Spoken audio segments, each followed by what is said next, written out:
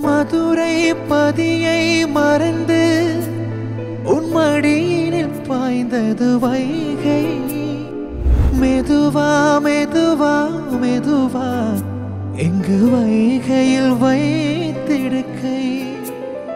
பொதிகை மலையை பிரிந்து என் பார்வையில் நீந்தது தென்றல். அதை நான் பிடித்து மெல்ல அடைத்தேன் மனச்சிறையில்.